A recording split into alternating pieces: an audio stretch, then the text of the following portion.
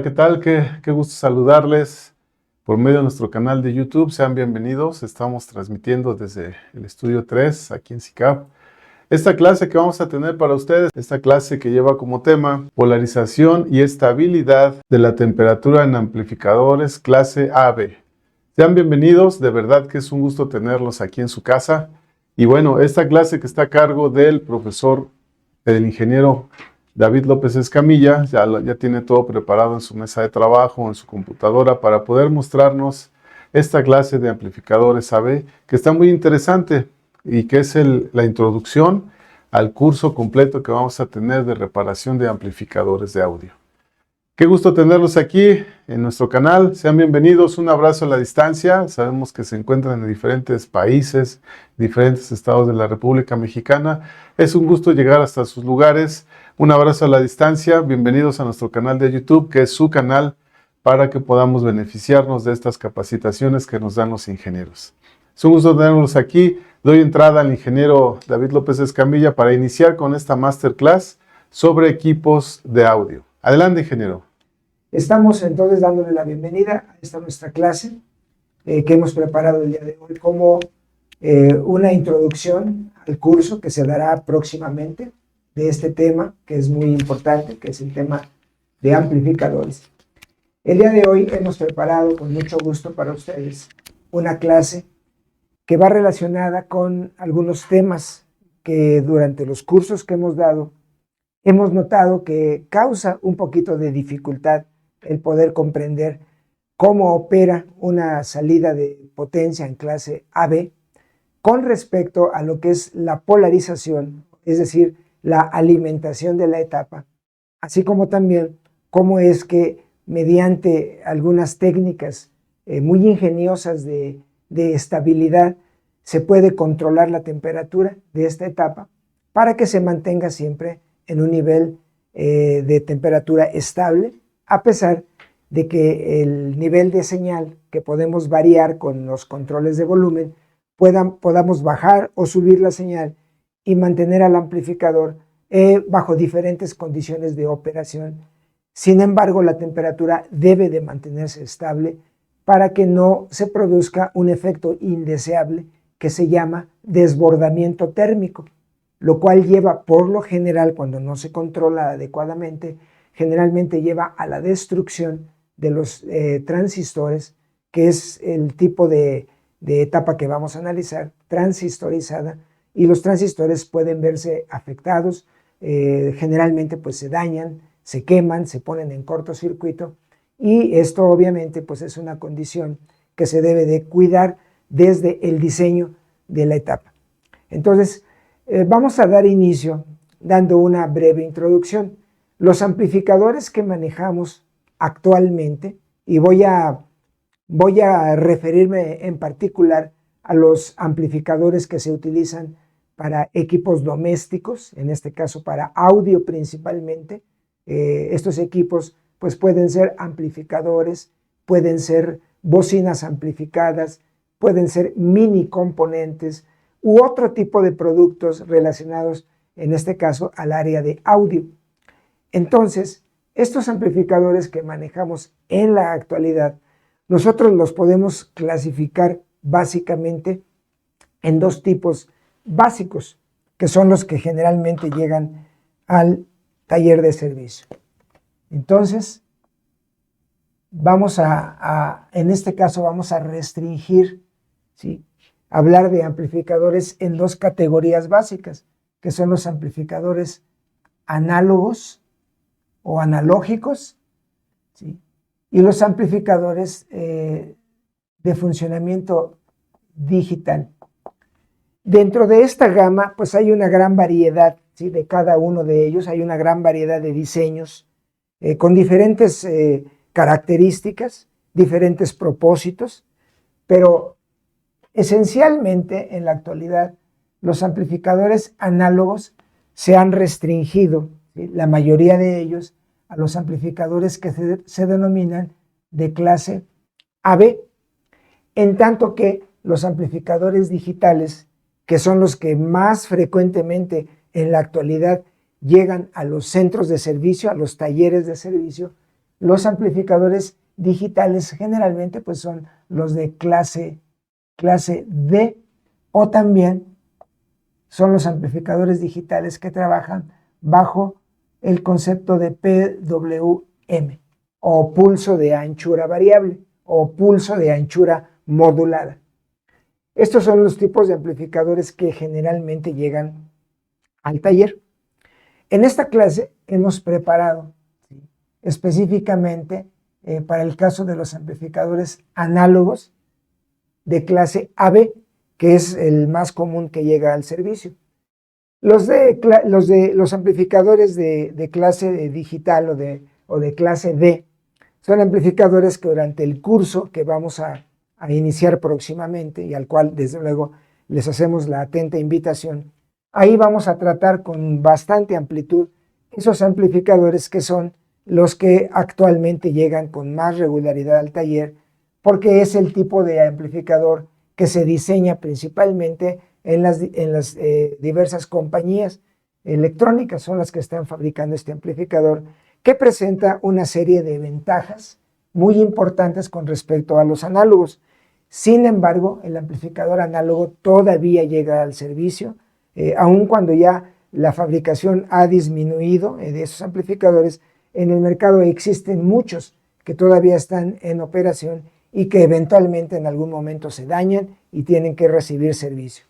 Justamente estos son los que hemos visto aquí, y el de clase D, bueno, ya en el curso, para todos aquellos que nos acompañan, se van a dar cuenta de la manera en que trabaja, lo sofisticado que es, pero también las grandes ventajas que tiene el digital. Por lo que respecta al amplificador de clase AB, hemos preparado para ustedes el concepto de lo que es la polarización o la alimentación que se le da a este tipo de amplificadores. Básicamente, este amplificador clase AB es un amplificador que representa una mejoría sobre los amplificadores de clase A. Recordaremos que un amplificador de clase A es aquel que recibe una señal de audio y a la salida, ¿sí?, durante todo el ciclo de señal de entrada, el amplificador está operando y también nos entrega desde luego una versión amplificada de la señal. Entonces, aquí el amplificador de clase A maneja toda la señal, todos los grados de la señal los maneja continuamente. Por lo que respecta, ¿sí?, este es el de clase A. Por lo que respecta al amplificador de clase B, este tiene la cualidad de que al recibir una señal de audio, la voy a representar así ahorita, solamente el de clase B amplifica la mitad de este ciclo. Puede ser el semiciclo positivo o el semiciclo negativo. Vamos a suponer que maneja el positivo y por lo tanto en la salida me va a amplificar, pero solamente el ciclo positivo. También es posible manejar un amplificador de clase B que solamente amplifique los ciclos negativos. También es posible. Lógicamente, este de clase B trabaja bien, mucho mejor que el de clase A en cuestión de la eficiencia. Mientras el clase A tiene una eficiencia de hasta el 25%, lo cual significa que de toda la potencia que se maneja desde la fuente de alimentación, solamente de esa potencia que se toma de la fuente, el 25% es lo que sale como audio y es lo que puede, a través de un altoparlante o speaker o bocina, podemos amplificarlo como audio. Esto significa entonces que de toda la energía que se toma de la fuente en un amplificador clase A, solo la cuarta parte de lo que se toma se convierte en audio. Las otras 3/4 partes de energía se desperdician en el propio amplificador, en el consumo de los diversos elementos que lleva, como son transistores, como son resistencias y otros elementos que disipan energía. Entonces, por esa razón, el clase A no es un buen amplificador cuando vamos a manejar señales de potencia. Clase A solamente se utiliza cuando las señales que vamos a amplificar son pequeñas, son señales pequeñitas en el orden desde los microvolts, los milivolts, ¿sí?, hasta las décimas de volt es posible manejar clase A. Sin embargo, cuando ya queremos manejar potencia, ¿sí?, en cantidades grandes y convertirlas en audio, el clase A no es adecuado por esta situación. Desperdicia mucha energía. Por otro lado, el clase B, al trabajar únicamente con la mitad del ciclo, tiene la ventaja de que puede aprovechar mejor la energía y estos llegan a tener una eficiencia que anda alrededor del 78%. Esto significa que este amplificador aprovecha de toda la energía que se tome de la fuente o de las fuentes, porque en ocasiones se va a utilizar fuente dual o fuentes simétricas. Bueno, pues de toda la energía que se toma de las fuentes, este amplificador ya aprovecha 3/4 partes de la energía para convertir en audio y solamente 1/4 parte de la potencia o energía de las fuentes se consume en el funcionamiento del circuito. Entonces ya el aprovechamiento es mucho mejor. Sin embargo, el clase B tiene un problema. Cuando nosotros ponemos un dispositivo para amplificar los semiciclos positivos y otro para amplificar los semiciclos negativos y así poder obtener todo el ciclo completo en la salida, resulta que el amplificador de clase B presenta una situación que es la distorsión de cruce o crossover. Este amplificador clase B produce crossover, que se conoce como distorsión de cruce cuando un dispositivo que maneja el ciclo positivo deja de conducir y entra en acción el otro dispositivo complementario para amplificar el semiciclo negativo. En ese cruce entre que un dispositivo deja de operar y entra en acción el otro, en ese momento se produce una distorsión. Sí, esa distorsión generalmente pues aparece como un periodo de tiempo inactivo de la señal y entonces empieza a aparecer esto. Y este crossover es justamente lo que el clase B produce, ¿sí?, por su manera de operar con dispositivos complementarios. Específicamente, ¿sí?, este de clase B trabaja, lo voy a poner aquí, trabaja con un dispositivo, un transistor NPN para el manejo de las alternancias positivas y debe esto de complementarse con un dispositivo PNP, un transistor que se va a alimentar también con fuente negativa. Este va a ser positivo y este va a ser negativo. Y entonces, al tener nosotros la acción de dos transistores NPN y PNP, cuando uno deja de conducir y entra el otro, entonces precisamente aquí en la salida que vamos a enviar de una vez vamos a poner la carga que representa un speaker o bocina.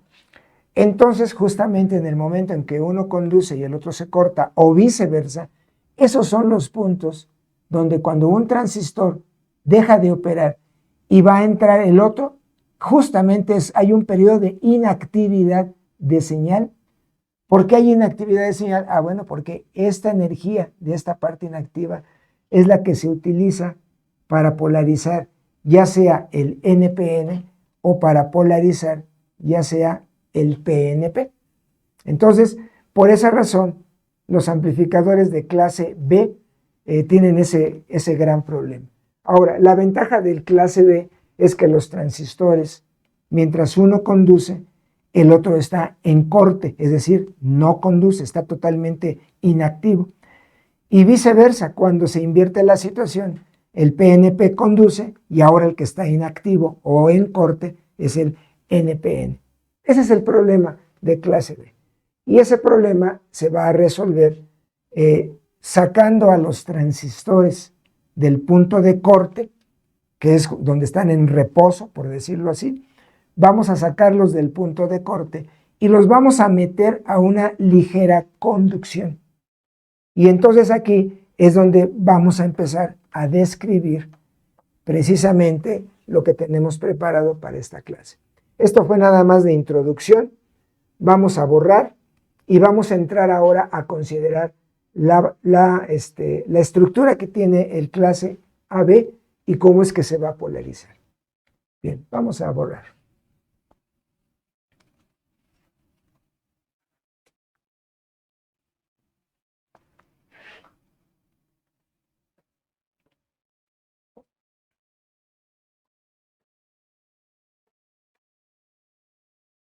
Entonces, la etapa de clase AB es una combinación entre clase A y clase B. Vamos nuevamente a dibujarlo, pero ya de una manera más amplia para que se entienda.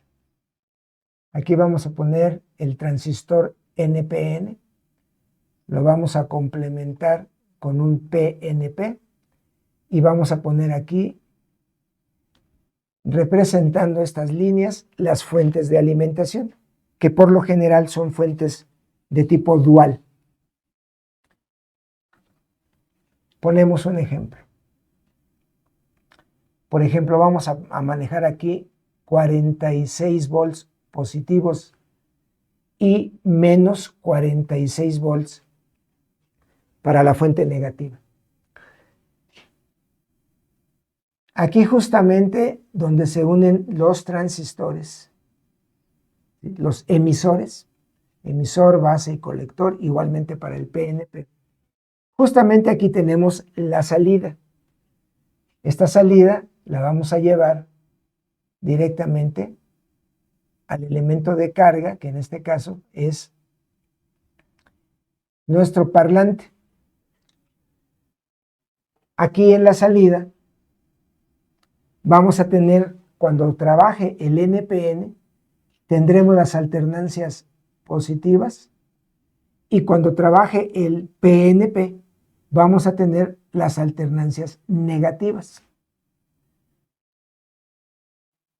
Cuando la etapa está operando correctamente, aquí en la salida nosotros, lo vamos a indicar en color rojo, nosotros vamos a tener siempre que tengamos fuentes duales, aquí en medio debemos de tener 0 volts.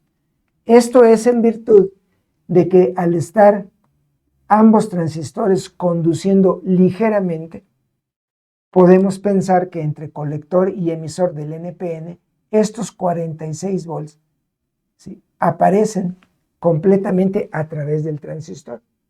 Lo cual quiere decir que si el transistor consume entre colector y emisor, o más bien dicho, aparecen los 46 volts, entonces aquí hay una caída desde más 46 hasta 0. Y lo mismo ocurre con el PNP. ¿sí? En el PNP igual tenemos una caída de 46 volts, lo cual hace que desde menos 46 subimos hasta 0. La idea es de que a la salida de una etapa de potencia de clase AB con fuentes simétricas debemos de tener 0 volts, que es el voltaje normal que debe de haber en la salida. Y esto es así, puesto que esta carga, esta bocina o speaker, no debe de recibir voltaje directo. No, porque una bobina, que es en este caso la bobina de voz del parlante, esta es una bobina que obviamente conecta a tierra. Si nosotros tuviéramos aquí voltaje directo, entonces nosotros haríamos por medio de la bobina, haríamos un corto a tierra para voltajes directos. Es por esa razón que la salida de una etapa como esta con fuente dual debe de dar 0 volts en la salida.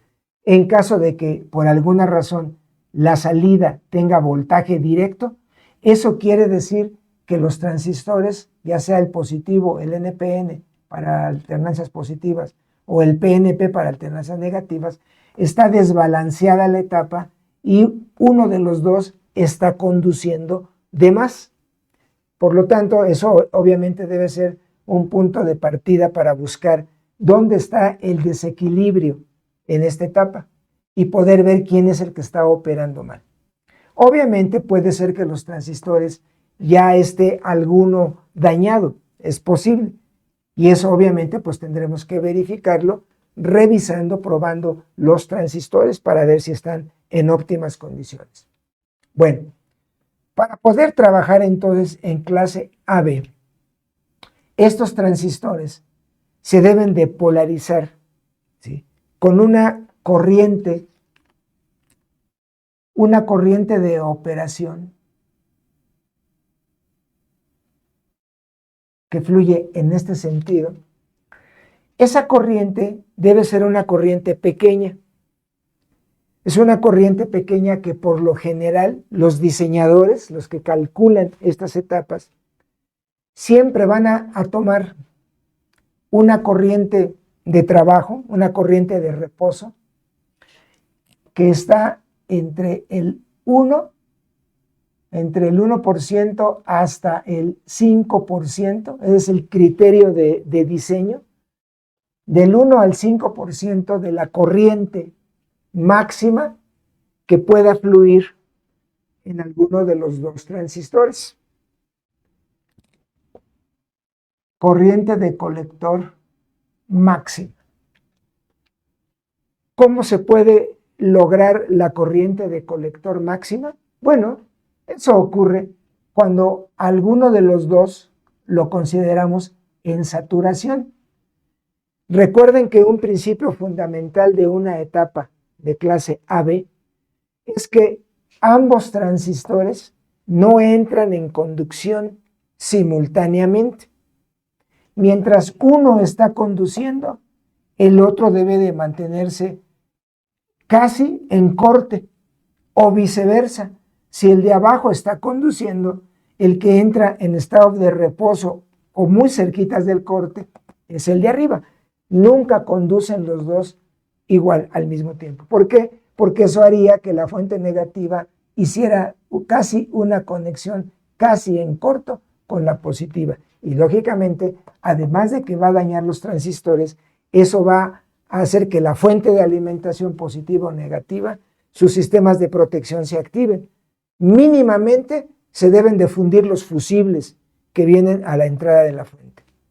O si tiene sistemas de regulación con circuitos protectores, bueno, los protectores entrarán en acción y seguramente eso va a hacer que el aparato se apague, como ocurre con muchos equipos que detectan un problema en la etapa de potencia, y entonces lo que hacen es disparar los circuitos de protección y los amplificadores o equipos de audio más sofisticados que tienen sistemas protectores generalmente se apagan y en el display que traen los equipos llega a aparecer alguna clave, algún código o algún mensaje que diga, por ejemplo, protect, puede decir protect, o puede decir shut down, que también es un término equivalente de protección, ¿sí? O como en otros equipos que aparece, por ejemplo, F61, falla 61, y ahí ya mediante una tabla de diagnóstico que tiene la documentación técnica del equipo, ahí podemos determinar qué protector se disparó. Y en todo caso, pues haríamos una revisión de la etapa de potencia. Revisaríamos transistores, resistencias sensoras de corriente y otros elementos que ya sobre la práctica iremos viendo más adelante. Entonces, esta etapa de potencia se va a polarizar de la siguiente manera. Voy a colocar aquí un gráfico que es muy útil para los que manejamos circuitos electrónicos y que viene siendo lo que se denomina la recta de carga. Aquí se coloca la corriente de colector aquí en este eje y en el horizontal se coloca el voltaje entre colector y emisor. Este gráfico me permite entender para cualquiera de estos dos transistores cuáles son sus límites en que puede operar, cuál es el rango completo de operación de cualquiera de los dos. Y generalmente esa recta, ¿sí?, la especificamos así.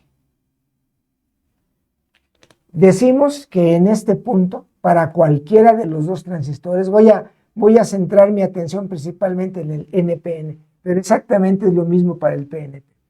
Para el NPN, su operación es desde el punto que se llama saturación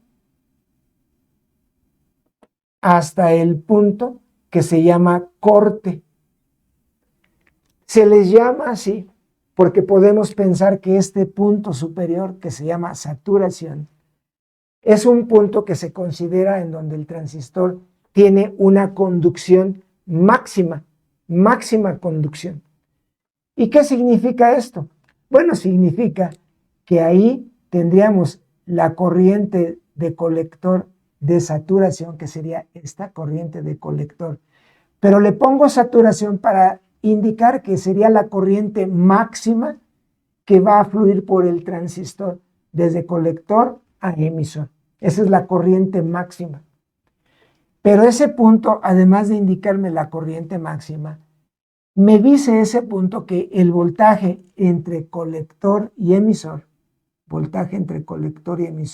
que es este justamente, que puse como más menos, ese voltaje colector-emisor para este punto prácticamente es 0.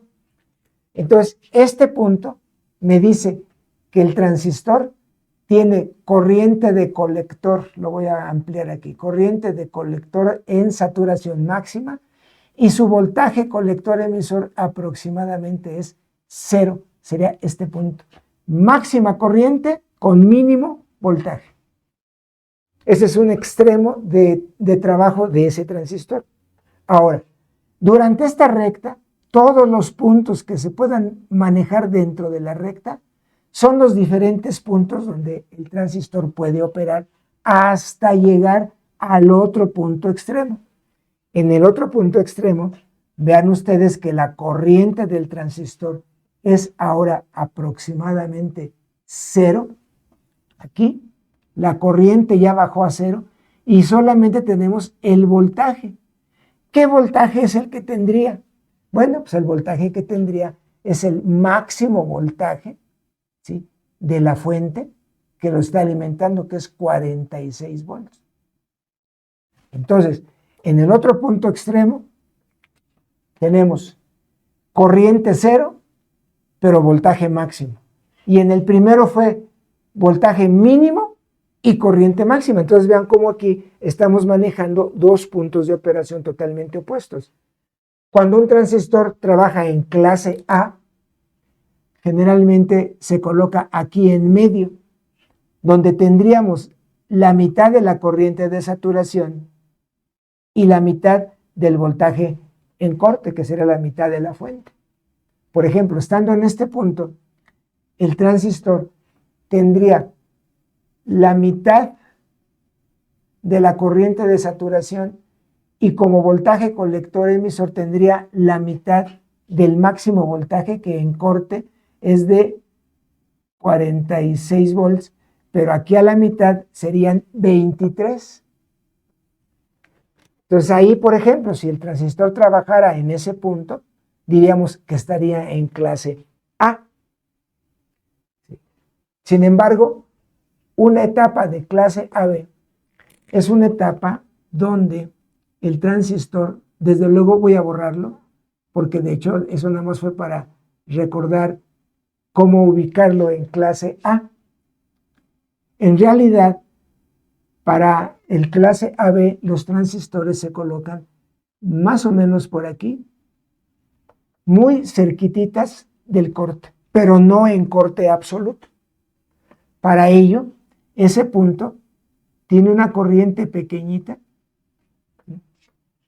desde 0 hasta este punto es una corriente pequeñita, que corresponde de entre el 1 al 5%, en ese rango del 1 al 5, se elige de la corriente máxima de saturación. Entonces, con esa corriente pequeña, vean cómo el punto está casi llegando al corte. De hecho, para propósitos prácticos, aunque estamos en clase AB, se considera que el transistor tiene todo el voltaje completo. Cuando estamos en clase AB, no es corriente de saturación, sino sería, por ejemplo, el 1% de esa corriente de saturación. Corriente de colector de saturación, el 1%. Y esa es una corriente pequeñita. Y el voltaje entre colector y emisor, en lugar de 46, a lo mejor estaría en 45. Es decir, le faltaría un poquitito para completar todo el valor de la fuente. Para propósitos prácticos, ese volt que falta lo ignoramos y consideramos que el transistor tiene todo el valor de la fuente entre colector y emisor. Y para el otro es igual. Entonces, quiere decir que este punto, que no está en clase B absoluto, ni tampoco está en clase A absoluto, a esto se le llama una combinación entre A y B. Por eso se le llama clase AB.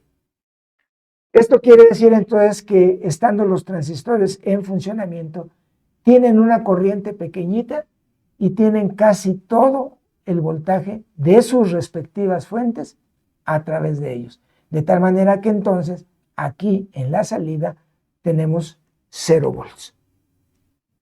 Así es como debe de estar trabajando. Ahora bien, ¿cómo se puede polarizar para que los transistores trabajen en esa condición? Bueno, aquí es donde entran precisamente las 3 maneras que les voy a explicar ahorita de cómo se polariza. Son las 3 maneras más prácticas. La primera de ellas consiste en lo que se hizo inicialmente cuando estas etapas, hace muchos años, se empezaban a diseñar. Pues los diseñadores lo que hacían al principio era utilizar lo más sencillo para polarizar, que es un divisor de voltaje. Para polarizar al transistor en clase AB, se necesita que los transistores, ambos, tengan entre base y emisor una caída de voltaje entre sus diodos base e emisor. Debe de haber una caída de voltaje directa. Por ejemplo, en los transistores de salida de audio, que generalmente son de potencia, esa caída de voltaje generalmente no es de 0.7 volts, como se acostumbra a manejar para transistores en general, sobre todo en la literatura técnica, en los libros, generalmente se dice que aquí hay 0.7. Pero eso se hace únicamente con la finalidad de poder aproximarnos al funcionamiento efectivo de la etapa. En realidad, ese valor de 0.7 de volt aplica por lo general cuando hablamos de transistores pequeños, transistores de pequeña señal. Pero cuando manejamos transistores de potencia como estos, ese 0.7 ya no aplica totalmente. Y la razón consiste en que los transistores grandes tienen estructuras de silicio de tamaño grande, de volumen más grande. Tienen áreas de unión en los diodos más grandes.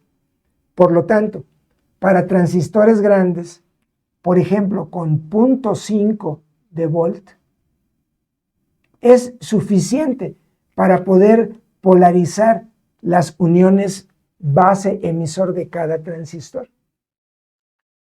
Con eso es suficiente porque tienen áreas más grandes en las uniones, en este caso el diodo base-emisor tiene un área grande y además el nivel de contaminación de los portadores positivos y negativos pues es mayor porque es un elemento de potencia.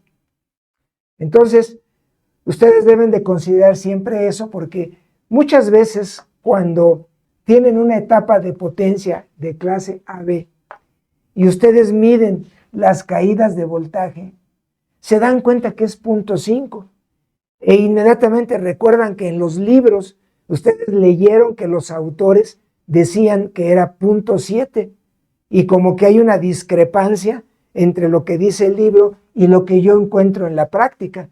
Pero esto, repito, obedece a que los transistores de potencia tienen características obviamente distintas a los transistores pequeños, particularmente en las áreas de los diodos, las áreas de unión y los niveles de contaminación de las regiones N y P que forman los diodos. Entonces, aquí tenemos nosotros que esta red de polarización resistiva, ¿sí?, entre la fuente positiva y la negativa, le voy a llamar R1, R2 y R3. Estas tres resistencias se van a encargar de generar un divisor de voltaje para poder polarizar los diodos base-emisor de manera directa. Y desde luego, la unión base-colector va a quedar inversa. ¿Sí? Debe de quedar inversa. Recordemos de nuestro estudio básico que un transistor bipolar o BJT, para que pueda amplificar, su diodo base emisor debe estar directo y su diodo base colector debe de estar inverso. En nuestro caso, así es como debe de quedar. Y si en la salida nosotros tenemos 0 volts, que sería tanto como decir que esta salida es una tierra virtual o de a mentiritas o una tierra simulada, porque hay 0 volts ahí. Bueno, pues si aquí hay 0 y el diodo tiene 0.5 para polarizarse directamente, entonces lo voy a poner de una manera más práctica. Aquí debo de tener en base 0.5 de volt y para el caso del otro transistor, ¿sí?, yo debo de tener menos 0.5 de volt. De esa manera, aquí tenemos 5 décimos de polarización directa y de este lado también tenemos 5 décimos de polarización directa también para el PNP.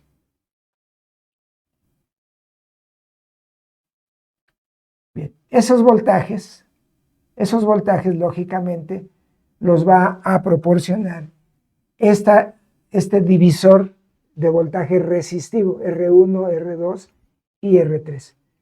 Es decir, aquí tendremos nosotros las respectivas caídas de voltaje para poder hacer dicha polarización. ¿Cómo se calculan estas resistencias? Bueno, ya el diseñador, él va a darle valores a las resistencias para poder obtener estas caídas. Noten ustedes que todo parte de que la salida tiene 0 volts. Y si la salida, que son los emisores, tiene 0, en la base del PNP debe de haber 0.5, lo cual quiere decir que desde la fuente, voy a ponerla en color rojo para que los voltajes resalten y se vean mejor. Aquí tenemos 46 volts positivos. Entonces, esta resistencia R1 debe de generar una caída desde 46 hasta 0.5. Es decir, debe de tener una caída de 45, ¿sí?, 0.5 volts. De esa manera, con respecto a tierra, aquí tenemos 46, y si de 46 bajamos 45.5, pues lógicamente al diodo base emisor le va a quedar el 0.5 que necesita. De la misma manera, para el PNP, si aquí tenemos una fuente de menos 46 volts, entonces aquí en esta resistencia R3 igualmente va a haber una caída de 45.5 volts, para que de esa manera, desde menos 46, vamos a subir hasta menos 0.5, para que el diodo base emisor de ambos transistores quede polarizado de manera directa. Una vez que polarizamos las bases con estos voltajes, noten ustedes que el diodo base colector en automático queda inverso. Para el caso del NPN, este diodo está inverso. ¿Por qué? Porque el colector tiene un voltaje que es mucho más positivo que la base. La base tiene solo 0.5. El colector tiene 46. Eso garantiza que está inverso. Está inverso por 45.5 volts. Por lo que respecta al PNP, es la misma situación, nada más que a la inversa. Es decir, en este caso, el colector está muchos volts más negativo que la base. Y eso garantiza que el diodo está en sentido inverso. Por lo tanto, ambos transistores con esta red, obviamente dándole valores apropiados a R1, a R2 y a R3, con esta red la etapa ya queda polarizada adecuadamente. ¿Sí? Y claro, el cálculo de estas resistencias es tal que la corriente que va a circular en los transistores, estando en reposo, es decir, sin señal aplicada, ahorita no vamos a aplicar señal, la corriente que circula debe de estar entre el 1 y el 5% de la corriente máxima que va a fluir en cada transistor cuando cada uno de ellos conduzca. ¿Cuál es esa corriente máxima? Bueno, esa se puede estimar. Se puede estimar de la siguiente manera. Vamos a considerar que la bocina, el speaker, que se elige es, por ejemplo, de 6 ohms, que es un valor muy común para muchos amplificadores. Si esta bobina representa una impedancia, o en este caso resistencia de 6 ohms, y por ejemplo, el NPN conduce al máximo, es decir, se va a la saturación, entonces, por ley de Ohm, la corriente de colector en saturación, es decir, cuando conduce al máximo, casi como si fuera un alambre, por decirlo así, un conductor, entonces la corriente que fluye hacia la carga, por ley de Ohm, va a quedar determinada, ¿sí? Corriente es igual al voltaje, que es el de la fuente, dividido entre la resistencia. Porque el transistor, cuando está conduciendo al máximo, hagamos de cuenta que es como un conductor. Por lo tanto, estos 46 volts por medio del transistor que está en plena conducción, estos 46 vienen y se aplican a los 6 ohms del speaker. Obviamente, si nosotros hacemos esta operación, si dividimos 46 entre 6, nos va a tocar a 7, ¿no? Sí, a 7, 6 por 7, 42, para 46, 4. Y 6 por 6, 36. Y aquí va a salir 4. Bueno, 7.6 amperes. Entonces, la corriente máxima que va a circular cuando el transistor esté casi como un switch, va a estar en este valor, arriba de 7 amperes de corriente. De esos 7.6 amperes, que es la corriente máxima en este ejemplo que puse, el diseñador dice, vamos a tomar por ejemplo el 1%, porque es una corriente que es grande y que obviamente indica que va a haber muchos watts de potencia en la salida. Se toma el 1% de 7.6 Y ese 1% va a ser la corriente que van a hacer circular en la etapa en reposo, sin señal, sabiendo que cuando la señal se presente, lo máximo que va a poder salir son arribita de 7,5 amperes, que es una corriente bastante grande, lo cual nos indica que la etapa va a dar muchos watts de potencia de audio. De ahí que entonces, al elegir este porcentaje, ¿sí? Permítame, para no equivocarme, tomo una maquinita, déjenme hacerlo, permítanme.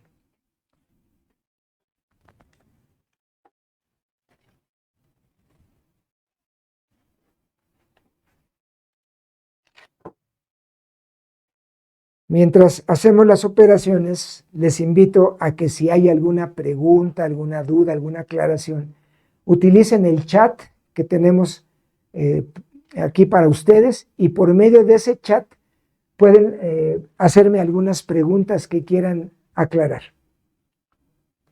Muy bien, vamos nuevamente a confirmar lo que hemos hecho hasta ahorita. Está bien, 7.6. De esos 7.6 sacamos el 1%. Y esto nos va a dar, obviamente, 76 miliamperes.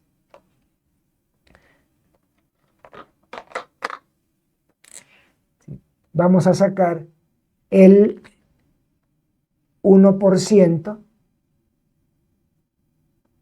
de 7.6 amperes. Y esto nos va a dar 76 miliamperes. De ahí que entonces un diseñador puede considerar que en reposo va a hacer circular en los transistores 76 miliamperes de trabajo. Eso obviamente va a colocar al transistor aquí, en este punto, donde respecto de cero la corriente es de 76 miliamperes y el voltaje, para no considerar esa pequeña cantidad hasta llegar al corte, pues son 46 volts. Lo vamos a indicar. 46 volts positivos y los 46 volts negativos y una corriente de reposo. Esa corriente de reposo es la que se llama corriente de vías, o sea, corriente de polarización, o también le llaman corriente idler o de trabajo, es la corriente de reposo. Entonces, bajo esas condiciones, se calcula R1, R2 y R3 para poder proporcionar, ¿sí?, esas corrientes y esos voltajes y colocar a los transistores aquí en este punto. Por esa razón, debido a que la corriente pequeñita de trabajo, ¿sí?, es muy baja, es por eso que estas etapas en reposo casi no consumen energía. Y esa es una de las ventajas de manejar este tipo de configuración. Bueno, esta es la manera de poder polarizar. Y eso fue lo que inicialmente se propuso, se hizo. Sin embargo, al implementar esta etapa, al construirla con los dispositivos de los transistores y su red de polarización resistiva, al hacer trabajar esta etapa ya con señal, aquí se presentó un problema, que es la razón por la cual este tipo de polarización con divisor resistivo no es adecuado para esta etapa. Y aquí es donde entra uno de los aspectos de esta clase, que es precisamente la temperatura que se empieza a producir al estar operando esta etapa. Ya cuando se le aplica señal, aquí nosotros podemos, por ejemplo, de una manera sencilla, podemos, por ejemplo, utilizar un acoplo capacitivo.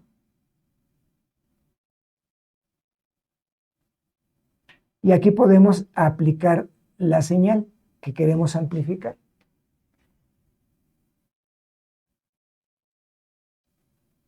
Este debe de ir al revés. Capacitor de entrada 1 y capacitor de entrada 2. Nosotros ponemos capacitores porque recuerden que aquí, con respecto a tierra, aquí hay un voltaje, ¿sí? En este caso negativo, y en este punto hay un voltaje positivo. Esos voltajes positivo y negativo no deben de llegar a mi voltaje de señal de entrada, que es en este caso audio.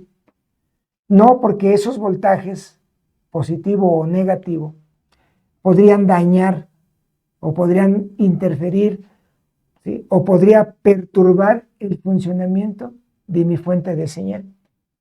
Por esa razón se usa acoplo capacitivo para evitar que esos voltajes de polarización lleguen a los elementos que manejan exclusivamente señal, en este caso de audio.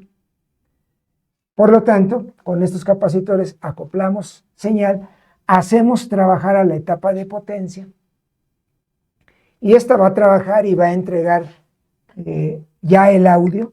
¿Sí? Vamos a quitar esto y vamos a poner, ahora sí, como señal vamos a poner audio.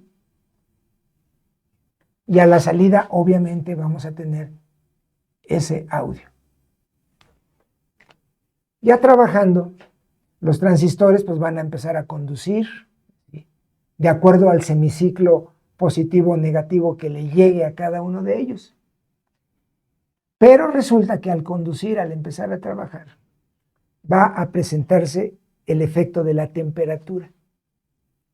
La temperatura es algo inevitable en cualquier sistema que maneje potencia, inclusive, aunque sean sistemas de alta eficiencia como son los amplificadores de clase D, que en el curso vamos a explicar con mucho detalle, en todos los sistemas de potencia se genera temperatura. ¿Por qué? Porque hay disipación de energía. Y aunque el clase AB ha mejorado muchísimo al de clase A, de todos modos hay consumo de energía por parte de los transistores. Y entonces la temperatura que ellos mismos van a empezar a producir, su propia temperatura les va a empezar a afectar. Les empieza a afectar. Es sabido por todos los que hemos estudiado los semiconductores, sabemos que los semiconductores son muy sensibles a la temperatura. Y me estoy refiriendo a todos los semiconductores que ustedes piensen ahorita. Llámese transistores bipolares, llámese transistores MOSFET, llámese diodos semiconductores, llámese IGBTs,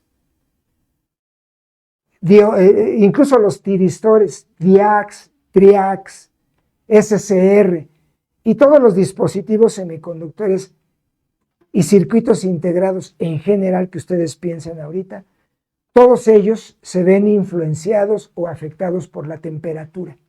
Todos. Ninguno se salva hasta ahorita. De ahí que entonces la temperatura en esta etapa que hemos explicado empieza a tener efecto. Y ese efecto se debe principalmente a que la termodinámica, es decir, al comportamiento del semiconductor con temperatura, las cargas eléctricas, los portadores internos empiezan a verse influenciados por energía.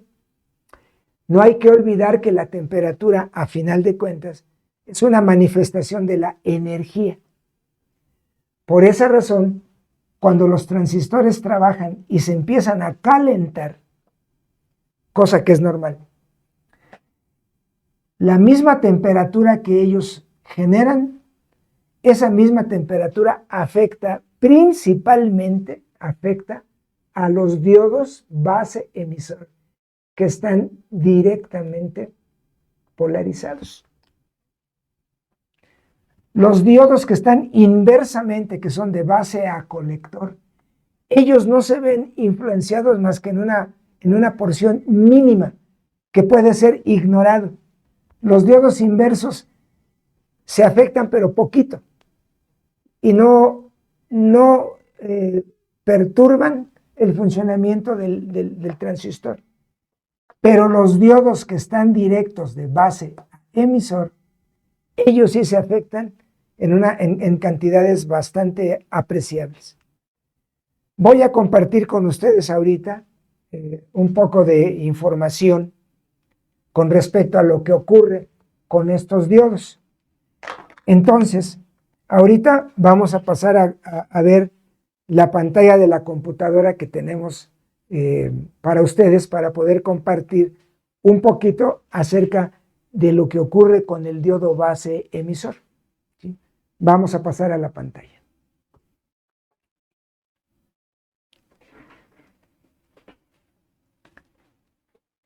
Bueno, aquí tenemos un archivo, ahorita lo vamos a repasar rápidamente. Déjenme compartirles aquí de este PDF. Vamos a ver,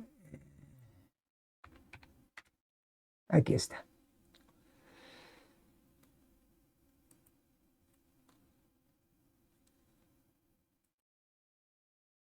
Muy bien. Aquí tengo un gráfico que nos va a enseñar cómo es el comportamiento del diodo, en este caso del diodo base emisor. Aquí en esta gráfica ustedes pueden apreciar unos trazos, unos gráficos que se han trazado, y el que ven ustedes de color azul, que estoy ahorita señalando, se puede decir que ese es el comportamiento del diodo. ¿Sí? Particularmente me interesa ver de donde están los cuadrantes, el cuadrante superior derecho, que es cuando el diodo está directo. El cuadrante inferior izquierdo, ese es cuando el diodo está inverso. Y ahí hay afectaciones, pero son mínimas. La que más nos interesa, de hecho la voy a tratar de ampliar lo más que se pueda, que es esta parte. ¿Sí? Este es el comportamiento del diodo en sentido directo. El trazo de color azul nos indica cómo es el comportamiento del diodo directo cuando la temperatura es ambiente, a 25 grados centígrados. ¿Sí? Es el trazo de color azul. Sin embargo, cuando la temperatura empieza a aumentar, ahora vean el trazo en línea punteada del lado izquierdo, el que estoy ahorita señalando. Este comportamiento del diodo es el comportamiento que ocurre cuando la temperatura, por ejemplo, subió a 125 grados. Es decir, de 25 subió a 125, 100 grados de aumento. Lógicamente, es un cambio bastante amplio de temperatura. Nuestros equipos de audio generalmente pues no llegan a tanto. Sin embargo, el gráfico me sirve para explicarles que cuando la temperatura aumenta, el comportamiento del diodo ya no es el que está en color azul, sino que el gráfico haga de cuenta que se desplaza a la izquierda con la temperatura. ¿Sí? Y entonces, eso quiere decir que el diodo va a conducir corriente, pero esa corriente, para producirla, requiere de menos voltaje. ¿Sí? Voy a hacer un ejercicio. Déjenme marcárselos. Voy a aprovechar aquí los trazos que puedo hacer. Miren, por ejemplo, cuando estamos a 25 grados centígrados, que es la temperatura ambiente, y para producir 10 miliamperes en este diodo, ¿sí? voy a señalarlo así, tenemos 10 miliamperes. Para 10 miliamperes de corriente, a 25 grados, tendríamos nosotros este punto. El diodo requiere más o menos, voy a trazarlo, a ver si me sale más o menos bien. Estoy trazando una línea punteada que me indique más o menos aquí. Vean ustedes que el diodo, para producir 10 miliamperes, necesita algo así como, a ver, aquí nos marcan punto 7, punto 1, 2, 3, 4, 5, 6, 7, 2, 3, 4, 5, 6, 7. Acá requeriríamos como punto 8.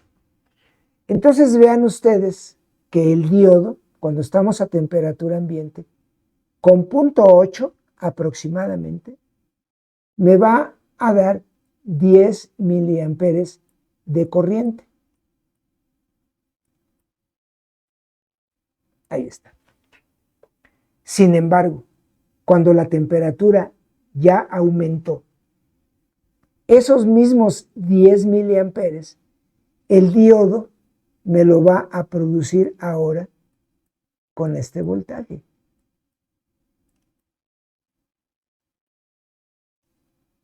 Hasta aquí. Tendríamos 1, 2, 3, 4, 5. Ahora vamos a requerir punto 6. Entonces, a temperatura ambiente, lo voy a señalar aquí, requerimos de punto 8 de volt, mientras que, en este caso, exagerado obviamente, 125 grados, voy a necesitar únicamente punto 6. Punto 6. Quiere decir que a mayor temperatura, para generar la misma corriente en el diodo, necesito pues menos voltaje, claramente menos, 2 décimos menos. ¿Qué sucede si mi temperatura ya aumentó a 125, por ejemplo, pero yo sigo aplicándole al diodo punto 8 en lugar de aplicarle punto 6?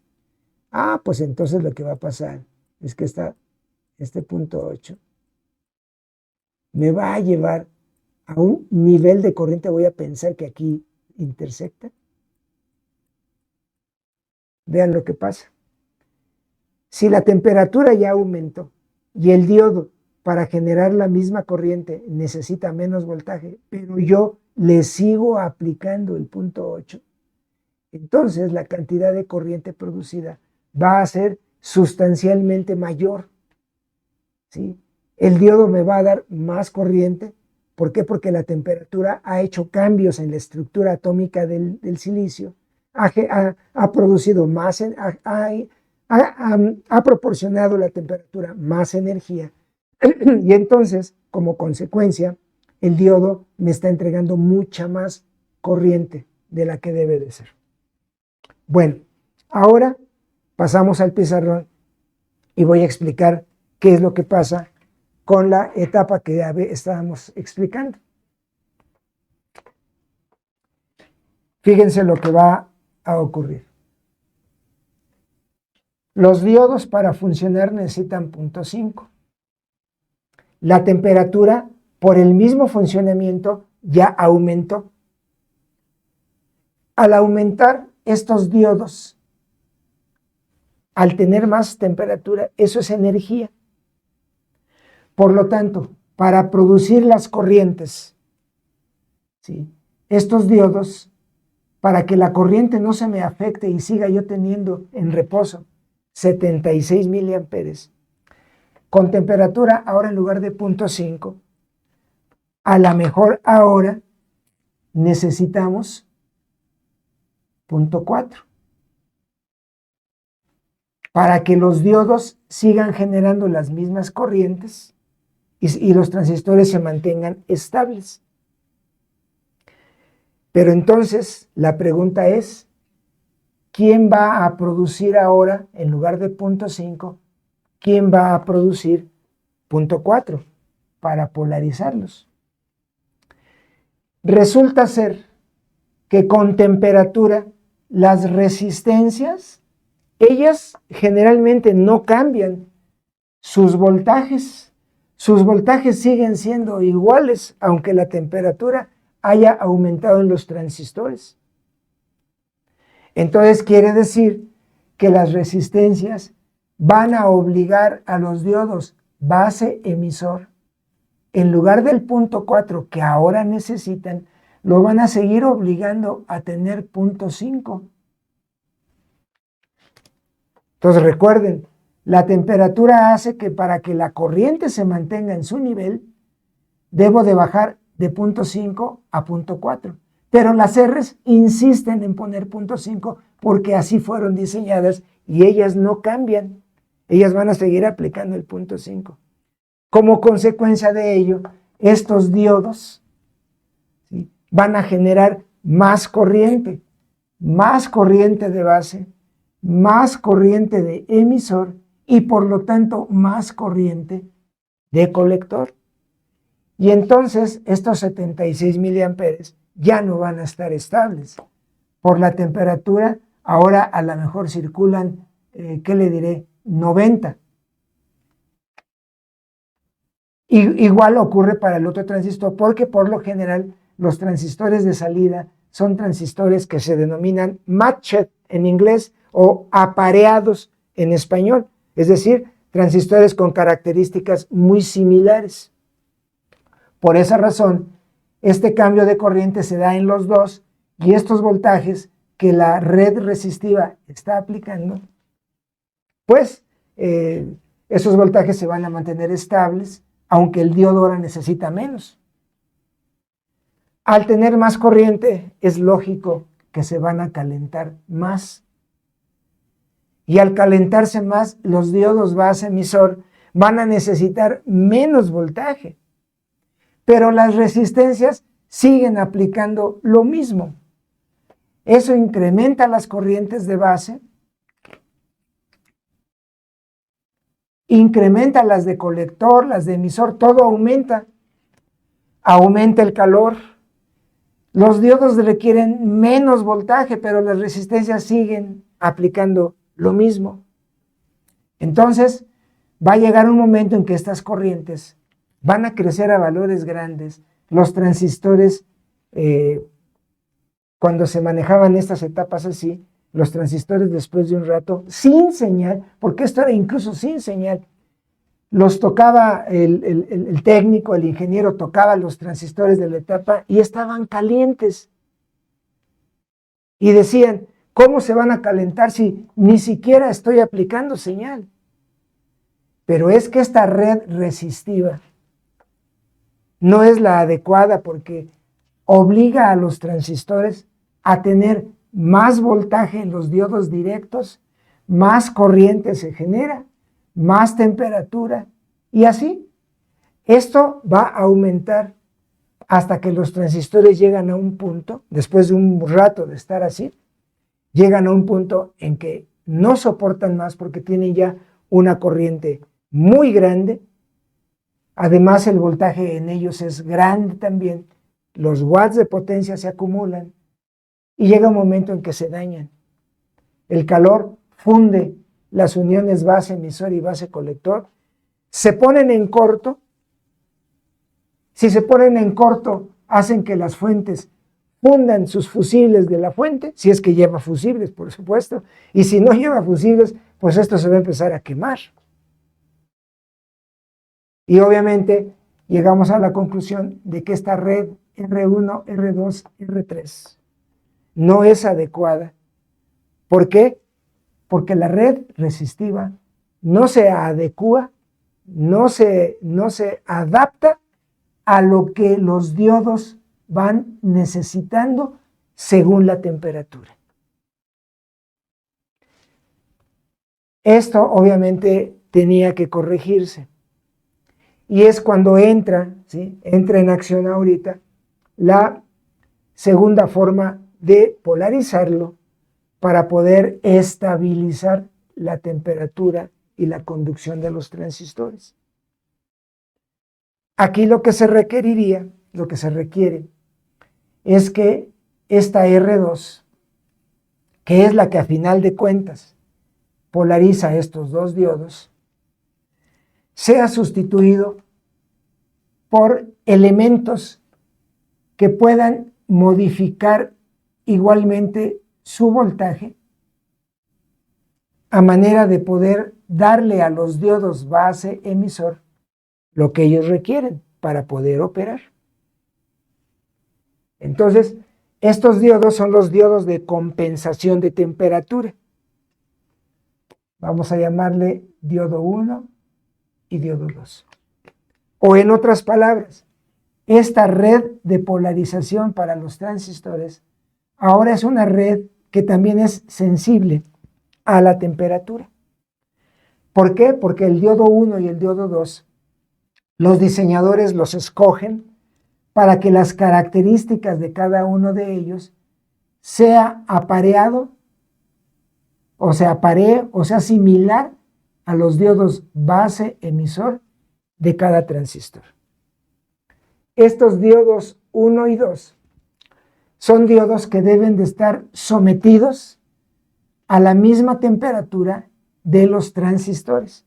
O en otras palabras más sencillas, los diodos 1 y 2 deben de sentir la misma temperatura que los transistores, para que de esa manera, si el diodo base emisor, en lugar de 0.5, ahora necesita 0.4, pues este diodo 1 también, al tener la misma temperatura que el base emisor, que está directo, y el de 1 también tiene la misma temperatura y también está directo, entonces, si este requiere 0.4, el diodo 1 baja su caída a 0.4 y este 0.4 se lo aplica a este diodo para que siga conduciendo la misma corriente de reposo de diseño.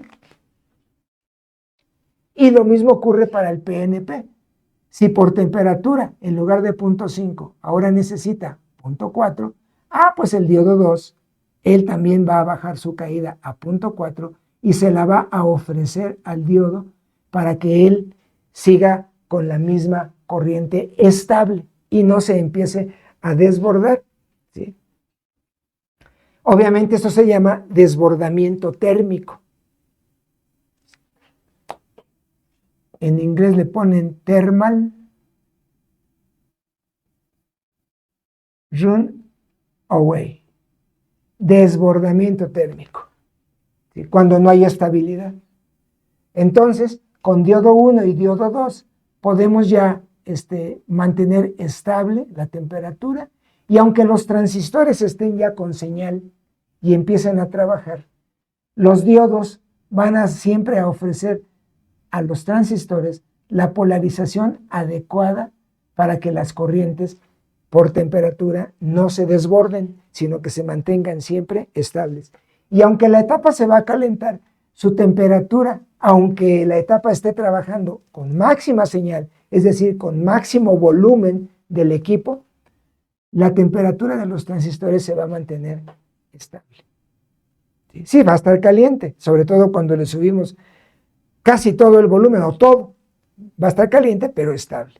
Nunca se va a desbordar de tal manera que a veces cuando no se estabiliza la temperatura, tocamos la etapa y está caliente. Después de un rato más, la tocamos y está más caliente. Llega un momento que incluso ya casi al punto de estallar los transistores, la tocamos y ya está caliente. A veces ya ni siquiera soportamos la temperatura con las manos al tocar los disipadores de aluminio. Entonces, con estos diodos ya se puede estabilizar adecuadamente la temperatura. ¿Por qué?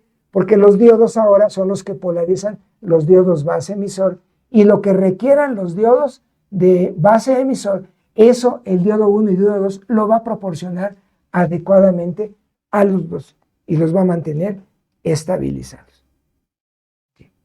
Entonces, esta es la segunda manera de estabilizar y además, al estabilizar de esta manera, resulta que estos diodos con esta resistencia 1, o sea, diodo 1 con R1 y diodo 2 con R3, por ejemplo, ¿sí? esos circuitos de polarización establecen lo que se conoce como un espejo de corriente, lo cual significa que en la red de polarización, voy a ponerlo con color negro, la corriente de trabajo que se establezca aquí va a ser la misma corriente de trabajo que se establece en los transistores, en reposo, obviamente, es decir, sin señal. Por ejemplo, si aquí en esta red se establecen 76 miliamperes, esa misma corriente se va a reflejar en los transistores y ellos van a trabajar con 76 miliamperes. Bajo esas condiciones se pueden calcular R1 y R3. Por ejemplo, R1, por ley de Ohm, resistencia es voltaje entre corriente. ¿Qué voltaje tiene R1? Tiene 45.5 volts. ¿Qué corriente fluye aquí? Bueno, vamos a establecer para que lo mismo que fluye aquí, fluya acá, en virtud de que R1 y D1 es un espejo de corriente para el transistor NPN y el diodo 2 y R3 es un espejo de corriente para el PNP. Resistencia es igual a voltaje entre corriente. Necesitamos 76 miliamperes. Entonces, esto que voy a hacer es lo que generalmente los ingenieros que diseñan, así es como lo hacen para poder calcular las resistencias. ¿Sí? 45.5 entre 0.076, que son 76 miliamperes. Y esto, por ejemplo, nos da 598 ohms. Y eso, desde luego, se debe de redondear a un valor comercial, ¿sí? De 580, por ejemplo, o más bien dicho, 560, que es un valor comercial. O también se puede subir al valor comercial más alto de 620, por ejemplo. ¿Sí? Generalmente se opta por poner el más alto. Baja un poquito la corriente, pero de todos modos está dentro del porcentaje de corriente mínima. Entonces, 620 ohms se pone aquí, otra igual de 620 aquí, y más o menos con eso los transistores con estas fuentes de voltaje pues van a operar dentro del porcentaje para hacer que esta etapa se polarice en clase AB. Muy bien. Entonces, de esta manera se estabiliza la temperatura. Bueno, sin embargo, esta no es la única manera de polarizar. Existe otra manera que voy a explicar un poquito más adelante, pero primero vamos a hacer un pequeño repaso de esto que hemos visto en la computadora. Vamos a pasar a la pantalla.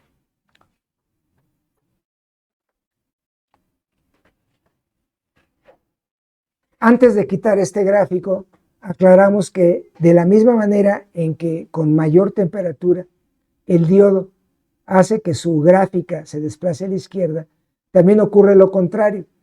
Si tenemos una temperatura más baja que la del ambiente de 25 grados, y por ejemplo, aquí se exagera también, llegamos a menos 75 grados centígrados, una temperatura muy baja, vean cómo la curva del diodo o el comportamiento del diodo ahora se desplaza hacia la derecha.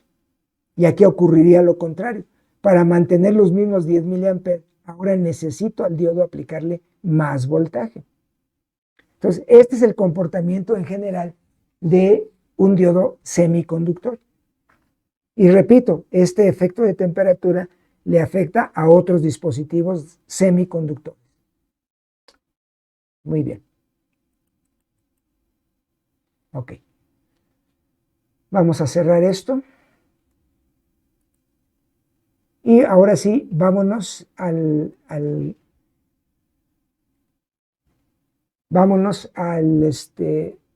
archivo que teníamos hace ratito.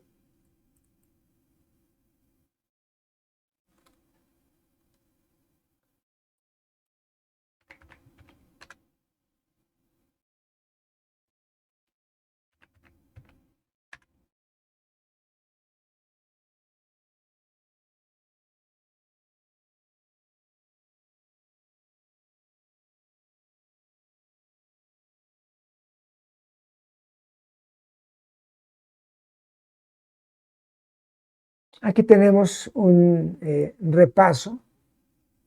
Vamos a ampliarlo un poco.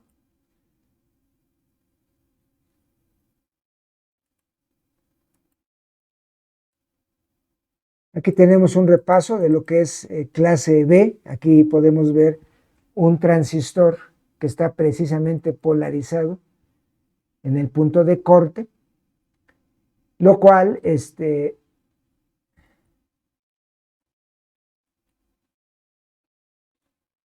aquí está. Vean cómo al estar polarizado en el punto de corte y al aplicarle una señal completa, ciclos completos de audio, noten cómo el transistor solamente deja en la salida, deja pasar los semiciclos positivos.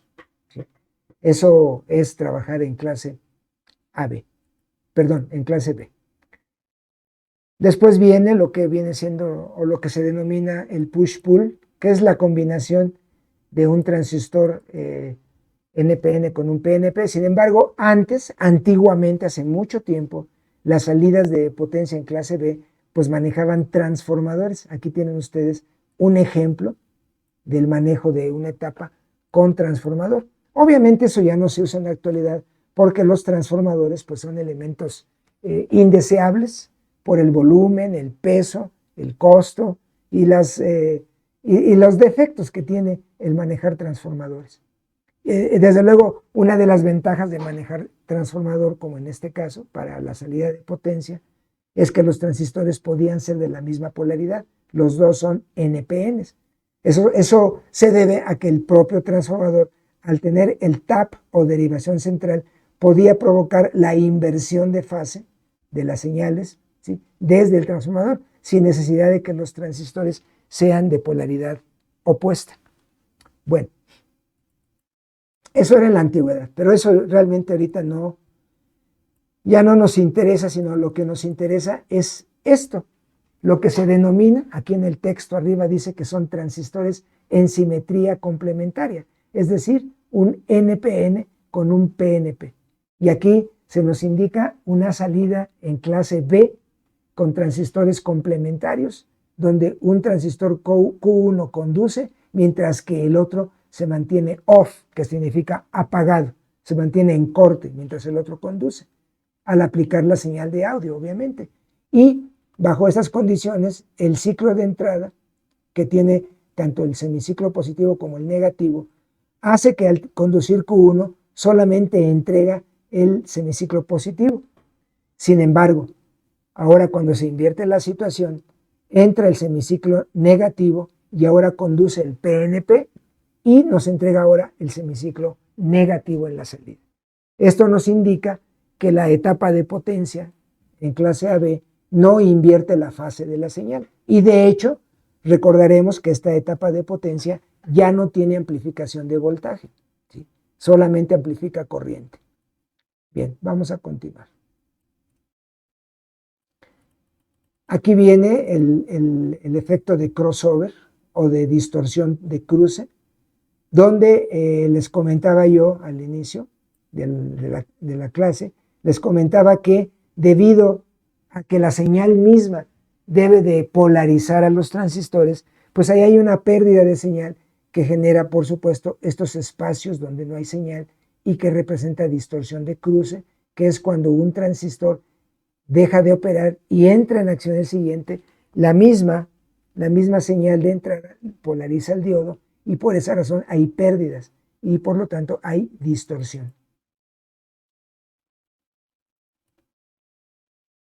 Muy bien. Aquí tenemos precisamente lo que explicamos hace un ratito, en donde vemos la etapa de clase AB con sus fuentes duales, fuente más VCC menos VCC, sus transistores NPN y PNP que son complementarios. Estos transistores están operando como amplificadores en colector común, es decir, la señal entra por base y sale por emisor hacia la carga, ¿sí? La carga, desde luego aquí la ponen resistiva, pero nosotros sabemos que esa carga en realidad viene siendo una inductancia, una bobina, que representa la bobina de voz de un speaker o bocina. ¿Sí? Entonces, aquí los transistores están operando de manera complementaria. Vean que aquí R1 y R2 ha sido, bueno, más bien dicho, se ha mejorado la polarización por medio de los diodos estabilizadores de temperatura D1 y D2. ¿Sí? Es lo mismo que habíamos visto. Y también noten lo que yo había explicado. Al estar operando casi en corte los transistores, estos transistores mantienen entre colector y emisor todo el VCC positivo para Q1 y todo el VCC negativo para Q2. De tal manera que aquí en la salida, ¿sí? Aquí en la salida, midiendo con multímetro en voltaje directo, deben de encontrar prácticamente 0 volts. Aquí en las bases de estos transistores, si son de potencia, son transistores grandes, ustedes van a encontrar por lo general 0.5 de volt para el positivo, para el NPN, y menos 0.5 para el PNP. Y de eso obviamente se van a encargar R1, R2 y los diodos. Muy bien, esto es lo que habíamos visto. Esta es una clase AB con estabilización de temperatura por diodos.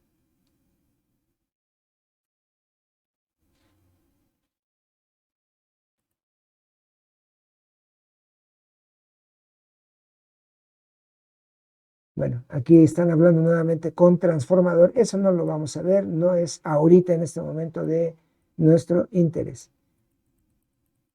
Aquí están los transistores ya en la misma configuración, y del lado izquierdo se ha trazado la recta de carga para poder ver exactamente el punto, aquí donde dice punto Q o punto de reposo. Aquí es donde se ponen a trabajar los transistores, muy cerquitas del corte absoluto.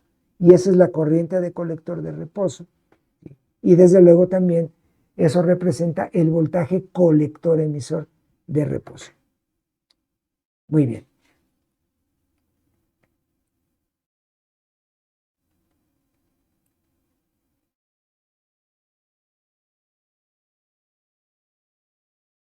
Bien, ahora vamos a hablar de una situación muy similar, pero considerando ahora una etapa de potencia, clase AB, pero con una sola fuente. Voy a ampliar esto. Aquí pueden ver la misma situación, pero noten ustedes que aquí ya no tenemos fuentes duales.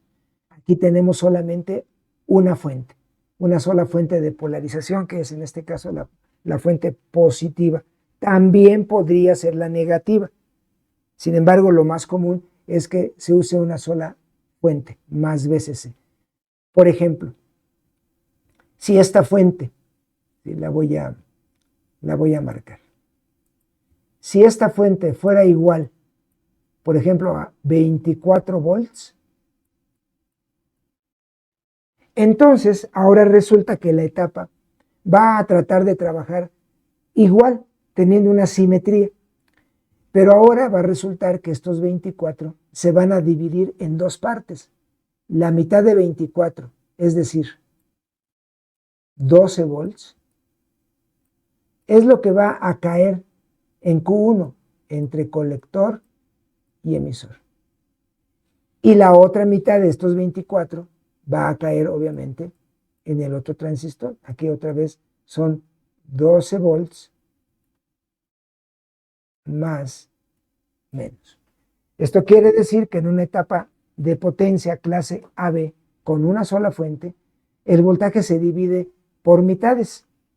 Y claro, con respecto a tierra, aquí la salida pues ya no es de 0 volts porque ya no tenemos fuente dual. Ahora aquí la salida es justamente de 12 volts, que es lo que mediríamos desde tierra hasta este colector, son 12 volts. Al tener aquí voltaje y al tener aquí la carga, es importante recordar que la carga en sí es una bobina y que esto representa un speaker o bocina. Y hay que recordar que la bobina no puede recibir estos 12 volts. Esto significa que aquí en la salida donde están los emisores, tenemos un voltaje directo de 12 volts y encima de esos 12 volts tenemos el audio que está amplificando. Por esa razón, este capacitor C3 bloquea estos 12 para que no llegue a la bobina y lo ponga en corto hacia tierra esos 12, pero el capacitor sí deja pasar exclusivamente el audio variable. Y ese audio es el que hace que en la bocina empecemos a tener sonido. Todo va a trabajar exactamente igual. Si la salida tiene 12, la base va a tener 12.5 cuando es un transistor de potencia. Y si aquí tenemos 12, esta base del PNP, debe de tener 5 décimos menos, es decir, debe de tener 11.5. De ahí que entonces estos transistores siguen exactamente como en el caso anterior, base emisor directo, base colector inverso, en ambos casos. R1, R2 y los diodos van a seguir operando de la misma manera, van a proveer la polarización de los diodos base emisor para que la temperatura, al estar circulando la corriente de reposo, se mantenga estable. Capacitor 1 y capacitor 2 deben de colocarse porque estos 12,5 o estos 11,5, ¿sí?, no deben de llegar a perturbar nuestra fuente de señal de audio. Bien, entonces este es el otro caso que tenemos de salida de potencia con una sola fuente.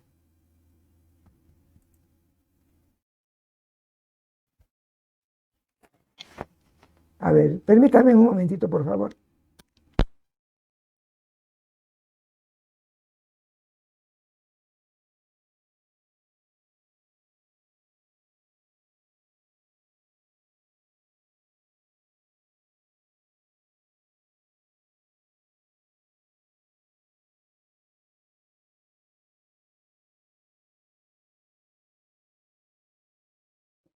Muy bien, estamos listos, perdón, ya estamos de regreso.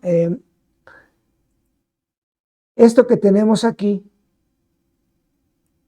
vendría siendo las variantes de clase AB con estabilidad de temperatura mediante diodos. Hay una técnica adicional que ahorita les voy a compartir, que es la polarización con estabilidad de temperatura mediante un multiplicador de voltaje base emisor que consiste de un transistor que se va a utilizar precisamente para estabilizar la temperatura. Y esta va a ser la parte final de esta clase, ¿sí?, que habíamos preparado para ustedes. Vamos a pasar al pizarrón. Y entonces vamos a aprovechar este circuito que tenemos aquí y vamos a mencionar que otra manera de poder estabilizar y polarizar esta etapa es utilizando un multiplicador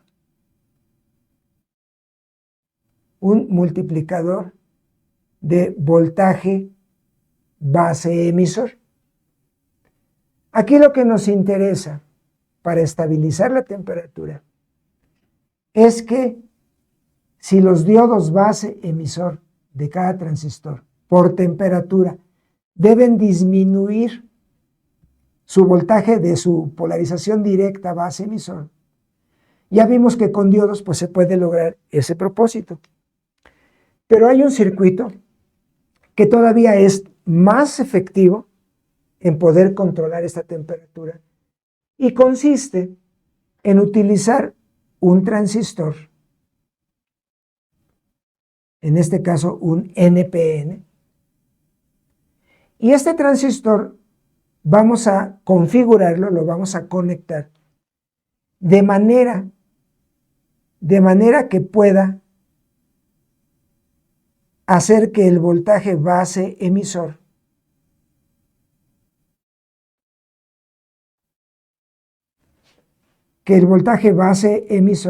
se pueda multiplicar y pueda aparecer entre colector y emisor. Voy a explicar. En esta configuración estamos utilizando otro transistor NPN. Este transistor también se va a polarizar para operar como amplificador, es decir, base emisor debe estar directo y base colector debe de estar inverso. Como recordatorio, ¿cómo se puede mantener inverso un diodo de base a colector? Debemos de recordar que esto se logra haciendo, en el caso del NPN, haciendo que el colector tenga un voltaje mayor que el que tiene la base. Siempre así vamos a asegurarnos de que está inverso este diodo. Entonces, noten lo siguiente. R1 y R2 se van a elegir sus valores para que este transistor, por ejemplo, de base a emisor, de manera directa, vamos a suponer que necesita 0.6. Le voy a poner 0.6 y no 0.5 como en los anteriores, porque este transistor que voy a usar para multiplicar el voltaje base emisor es un transistor generalmente no de la misma potencia que el de salida. Este generalmente es de menor potencia, es más pequeño el transistor.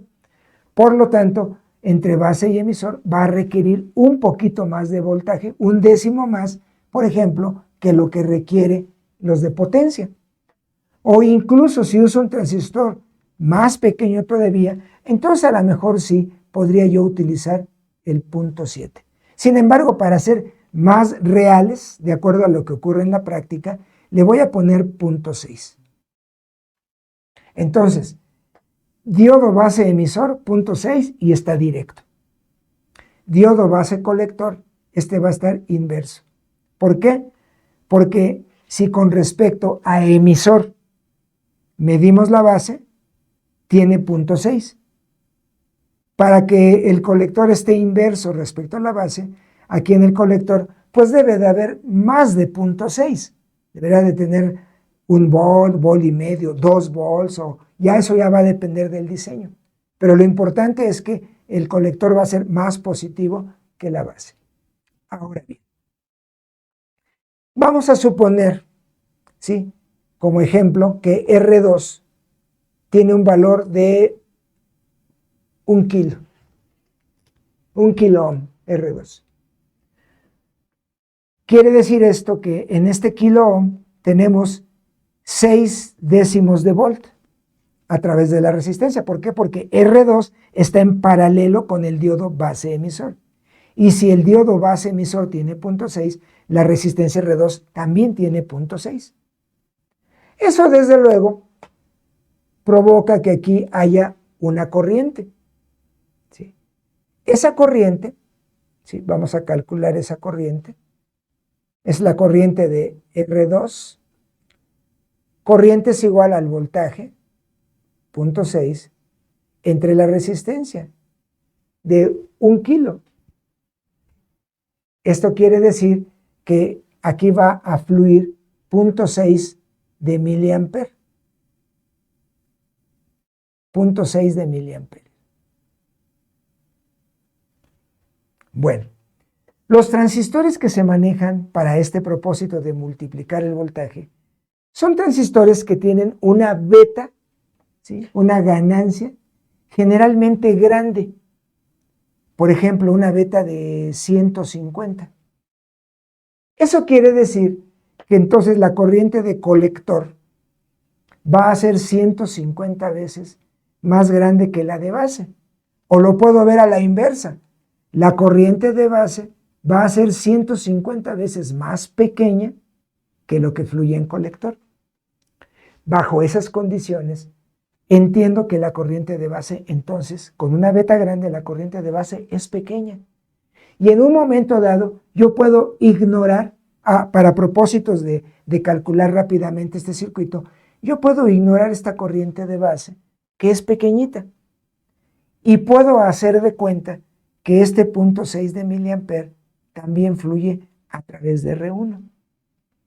Ahora bien, ¿qué sucede si, por ejemplo, R1 valiera 2.2K? Bueno, lo que significa es que esta resistencia, R1, es como 2 veces más grande, un poquito más de 2 veces el valor de R2. Y si R2 tiene 0.6 de volt en sus extremos, y si está circulando más o menos la misma corriente en ellos, ignorando por la beta grande, ignorando la corriente de base, entonces quiere decir que en R1 se debe de producir más o menos, poquito más del doble del voltaje que se produce en R2. ¿Por qué? Porque fluye la misma corriente. Y si fluye la misma corriente y las resistencias guardan una proporción más o menos al 2 por 1, entonces los voltajes también van a estar más o menos al 2 por 1. Quiere decir que si aquí hay 0.6, aquí va a haber un poquito más del doble de 0.6. El doble de 0.6 es 1.2.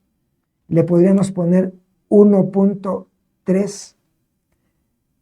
Por lo tanto, entre colector y emisor, lo que tenemos es 0.6 y un poquito más del doble de 0.6. Es decir, más o menos el voltaje base emisor, ¿cuántas veces se ha multiplicado? Aquí es 1 y aquí son 2. En total, ¿cuántos son? 3 veces. Vamos a ponerlo así. Entre base y emisor hay como 3 veces el voltaje base emisor. Y si el voltaje base emisor vale 0.6, 0.6 por 3 nos va a dar 1.3 más 0.6 nos va a dar como 1.9. Y entonces decimos que en este transistor hemos multiplicado este voltaje base emisor más los que se hayan producido aquí, se suman y nos va a dar, en este caso, el triple. Bueno, con un multiplicador base emisor podemos sustituir lo que tenemos aquí. Es decir, podemos quitar los diodos.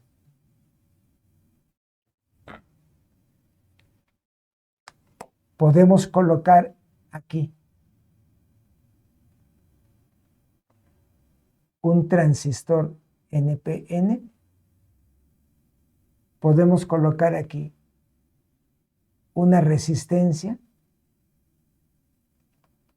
otra aquí, y entonces, con este multiplicador que le vamos a llamar R1, R2, nosotros podemos encontrar entre colector y emisor, podemos encontrar lo que nosotros necesitamos para polarizar los transistores. En este caso necesito solamente 2 veces el voltaje base emisor. Por lo tanto, esta sería de 1 kilo, esta de 1 kilo, y por lo tanto, aquí tendríamos 0.6 más 0.6, aquí tendríamos como 1.2. O, si aquí necesito yo 0.5 para el caso de los de potencia, entonces, obviamente, voy a bajar el valor de las resistencias para que las caídas bajen y tengamos 0.5. Y entonces, aquí tendríamos 0.5 más 0.5, esto me daría 1 volt.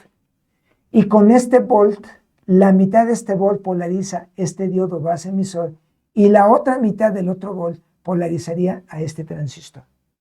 De tal manera que entonces, este sería un multiplicador de voltaje base emisor de 2 veces.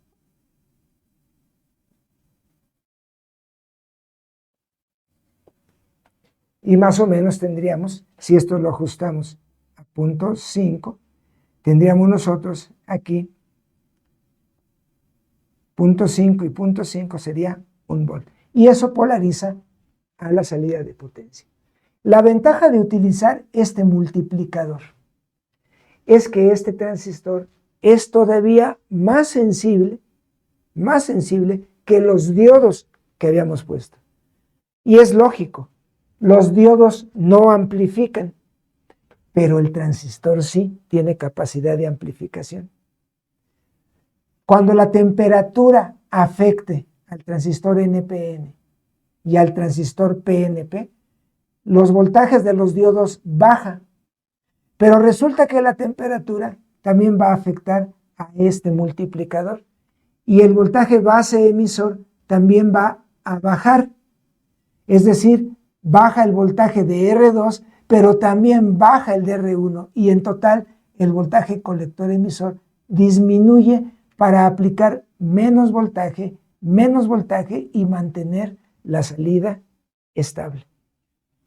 Entonces, este multiplicador de voltaje base emisor también es muy eficaz para poder polarizar la salida. Vamos a concluir esta clase, ya estamos prácticamente terminando.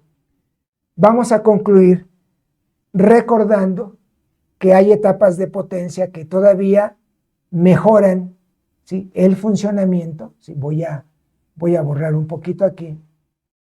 Mejoran el funcionamiento al utilizar la configuración Darlington para poder obtener una salida de potencia más eficiente, de mejor funcionamiento. Es decir, nosotros aquí vamos a utilizar un transistor NPN en cascada con otro NPN.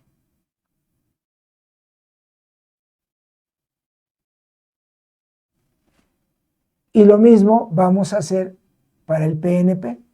Vamos a utilizar un PNP en cascada con otro PNP.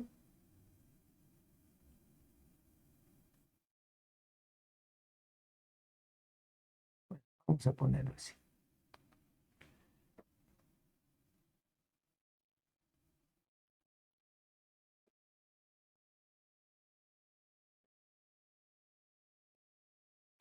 Al utilizar nosotros esta configuración Darlington, vamos a obtener varios beneficios, ¿sí? Varios. Los más importantes son los siguientes.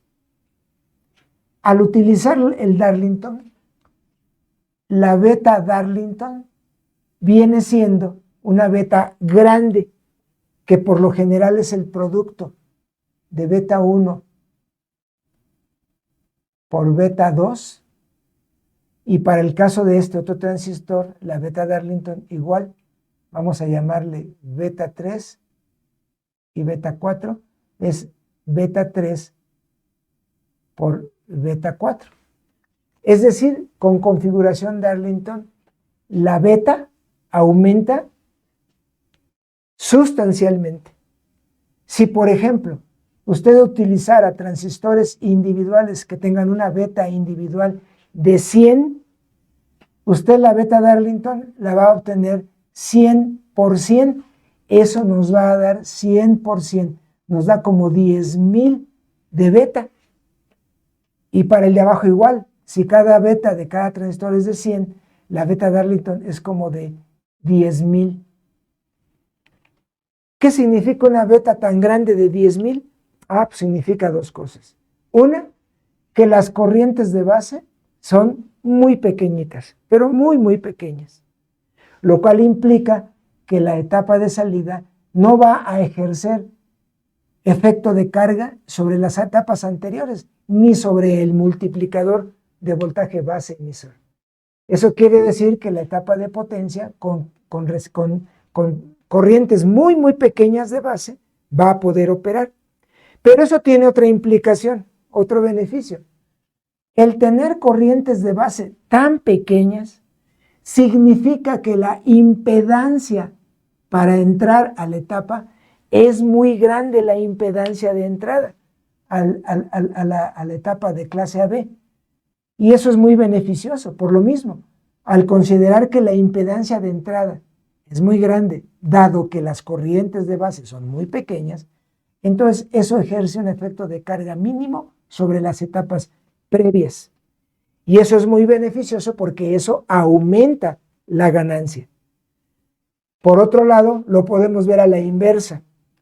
Nosotros tenemos aquí una impedancia de nuestro speaker, por ejemplo, de 6 ohms. Ese es un valor muy pequeño. Cuando nosotros tenemos una beta grande, ¿qué significa? Que las corrientes de colector y de emisor son grandes las corrientes.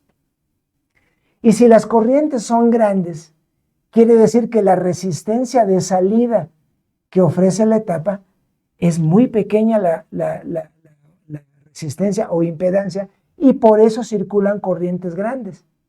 Y eso es muy beneficioso, porque al tener una impedancia de salida pequeña y al tener aquí el speaker de solamente 6 ohms, y si mi impedancia de salida fuera muy pequeña por el uso de Darlington y fuera, por ejemplo, de 1/10 de ohm, esto es muy beneficioso, porque al presentarse aquí el audio de salida en la etapa y al tener una impedancia de salida muy pequeña, aquí prácticamente no va a haber caída y todo este audio va a pasar a la bocina y se va a presentar como sonido.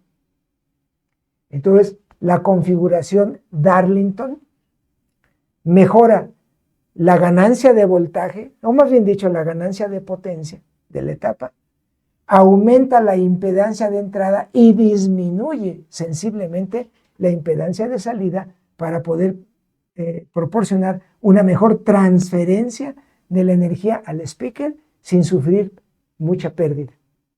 Esto se llama eficiencia. Por eso el Darlington es muy utilizado en muchas configuraciones.